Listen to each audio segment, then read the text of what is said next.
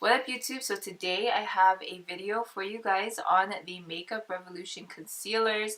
I am doing a raw first impression. I wish it could be a full out wearing it throughout the day, see if it's creasing and all that stuff, but I unfortunately don't have the time and the schedule to do that at the moment.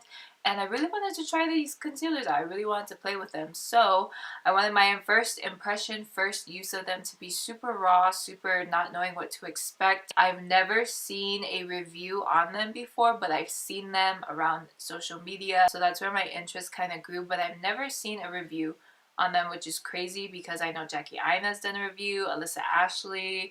I really hope you guys enjoy this review, but yeah. I hope you enjoyed the video that I posted on Monday. It was a trying out a whole bunch of new makeup. It's not a lot, but it's a lot for me to have accumulated and not have used yet. That's a lot. I hope you guys enjoyed that video. I did make a mistake. I was saying LA Girl, but it was LA Splash Foundation. But other than that, I really hope you guys enjoyed the video. I definitely want to do more of those. Makeup is always coming and always here and always new collabs. So I definitely want to keep up with what's hot. Without me jabbering and all that good stuff, let's get into this review. So we are going to get right into this. Don't mind all of this. I probably look like I'm going somewhere, filming while getting ready, but I'm not going anywhere. I did take a shower. I'm just gonna take it off and go to sleep. But I'm really excited about this review. I've been wanting to try these out for a while. I actually have been to a couple of Ultas to try and pick them up, and they have been sold out in my shade range.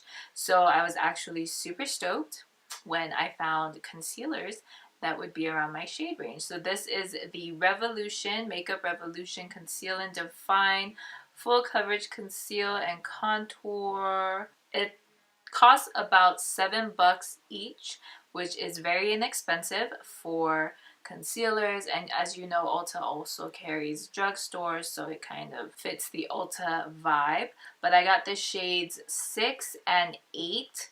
I feel like 8 would be like a good everyday shade if I wanted to conceal kind of thing.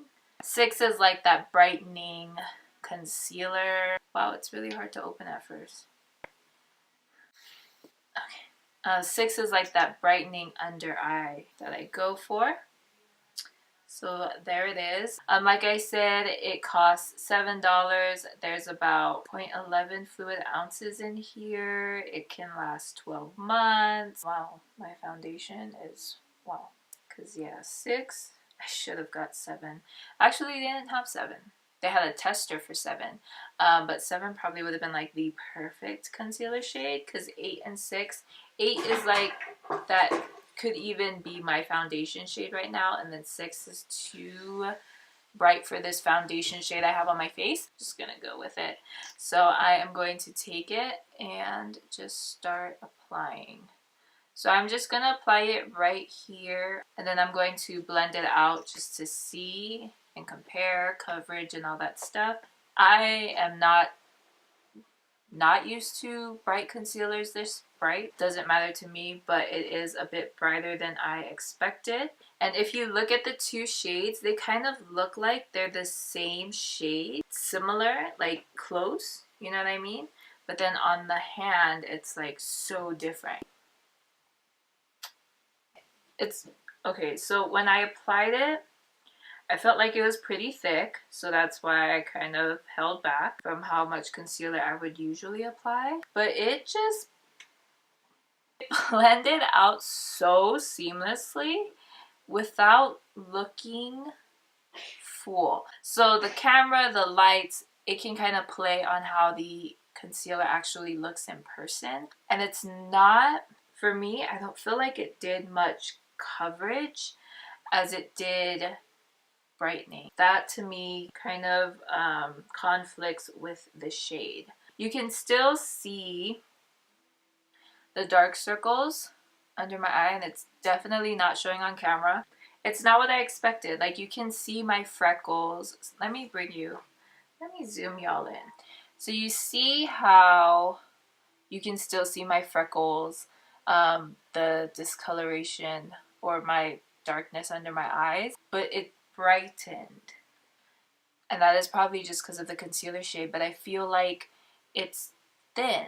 So I'm gonna apply one more layer and see how it builds, see what coverage we get. I'm glad I went with 6. I thought it might be too bright, but the way it blended out was just like most of the product went into the sponge, kind of. Just blending it out. This is what a second layer of concealer looks like. A bit more coverage, I would have to say, but it's not like a full coverage concealer. You can still see freckles. It's mind-boggling to me because I use Tarte Shape Tape all the time, and Tarte Shape Tape, you know, just, it's amazing, but it's flawless. You know, you don't see anything really, and the fact that I still see my freckles, I'm not mad at it.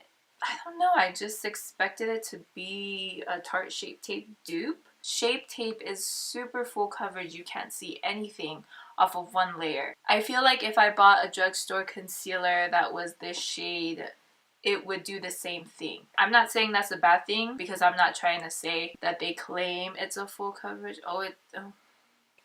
They do claim it's a full coverage concealer. I don't think it is. It's super lightweight though. When I think of full coverage, doing a full beat face, I don't think to grab this concealer. You know what I mean? I may do it for Instagram videos. I may do it for YouTube just to, you know, throw in new products and, you know, keep it different. But if I were actually to do a full beat face and go to an event, this concealer would not be my first choice. I am not noticing any unusual creasing or anything, or settling or anything like that, but it's super flawless. I feel like it blends into the foundation so seamlessly. I don't know what else to say about it. I feel like it's not what I expected, and that's why I'm so taken back by it. Like, I feel like I had this idea of what it would be like, but the fact that it's like nothing that I thought it would be, but yet it's good, it's throwing me off.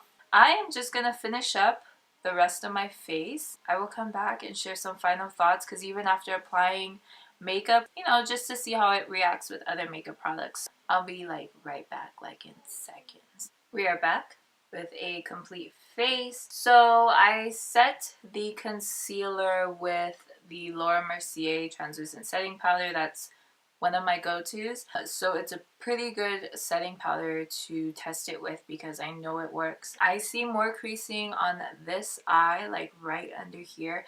I don't know if it's because I was talking about it, kind of letting it settle in, but there's not much creasing on this side. That kind of sucks. I don't I don't bake under my eyes for very long. I kind of just leave it on maybe for at most like 2-3 minutes, and I'm already dusting it away. So I don't feel like I don't like it when it gets cakey under there. You can still see my freckles through the concealer, through the translucent powder, which I actually don't mind it. I think it did a good job of evening out the skin tone. But as for a full coverage concealer, it's definitely not that. I would say it's light to medium. If you build it, it does not get cakey. But I do feel like if you're gonna keep building it and building it to get full coverage, I don't think this is the concealer for you. I actually like this concealer, surprisingly. I think I would use it more for no makeup days. I don't feel like it really oxidized or shifted or changed color or anything like that. When you apply bronzer and blush and highlighter, of course it's not going to stand out as much anymore, but I feel like in the areas where I want it to stand out, it is, and I am satisfied with that. The price range is there. I can definitely see myself using this in my kit. That is my thoughts on the Makeup Revolution concealer. If you've tried it out, let me know. I would definitely love to hear your thoughts about it. They have a wide range of shades, which is amazing. I definitely will be using this concealer more often. But yeah, I really hope you guys enjoyed the review. I definitely want to pump out these YouTube videos like crazy. So I'm going to be filming like crazy. My husband's probably going to be super irritated about it. But, you know, when you got a dream and you got a goal and you want things to happen, you gotta do it. You gotta do it when it's inconvenient. You gotta do it when it's convenient. If you haven't already, please subscribe. That would mean so much to me. If you want to keep up with me elsewhere, you can follow me on my social medias right here.